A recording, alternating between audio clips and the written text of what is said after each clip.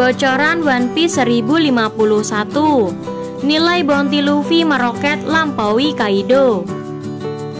Dalam lanjutan kisah bajak laut topi jerami ini akan menyebutkan nilai bounty Luffy yang meroket melampaui Kaido. Penggemar pastinya sudah tidak sabar dengan kelanjutan One Piece. Pasalnya dalam episode sebelumnya, Luffy berhasil mengalahkan Kaido dengan mengirimnya ke Pulau Magma. Bounty sendiri adalah harga buronan untuk seorang bajak laut di dunia One Piece. Besarnya bounty seorang bajak laut ditentukan oleh pemerintah dunia dengan kriteria berdasarkan kekuatan dan potensi individu seorang bajak laut dalam mengancam pemerintah dunia. Bounty terbaru Kapten Topi Jerami ini akan melampaui 4 Yonko saat ini, termasuk Kaido dan Shanks. Memang tidak disebutkan secara pasti bahwa bounty Luffy akan meningkat secara drastis. Namun penonton bisa berkaca pada kasus Blackbird. Diketahui Blackbird memulai karir bajak lautnya dari nol dan tidak memiliki reputasi sama sekali. Namun nilai bounty-nya saat ini bisa mencapai 2,2 miliar. Angka ini merupakan hasil dari keberhasilannya mengalahkan Ace, mencuri tahanan level 6 Impel Down, melenyapkan Shirohige yang dalam keadaan lemah dan mengambil alih wilayah kekuasaannya. Melihat sosok Blackbird, harus diakui bahwa apa yang dia lakukan untuk sampai ke titik ini benar-benar luar biasa. Yang paling luar biasa tentunya adalah bagaimana ia mampu mengeksekusi Shirohige yang saat itu memiliki nilai bounty terbesar di dunia, yaitu 5 miliar. Namun ada yang berbeda dari kasus Luffy dan Blackbird.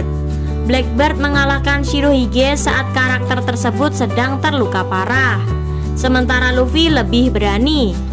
Luffy secara terang-terangan menyatakan perang terhadap aliansi Kaido dan Big Mom di Wano dan Onigashima. Pada kasus Blackbird, orang-orang hanya ingat bahwa Blackbird membunuh Shirohige yang terluka setelah melawan marinir dan pemerintah dunia. Hal ini berbeda dengan Luffy.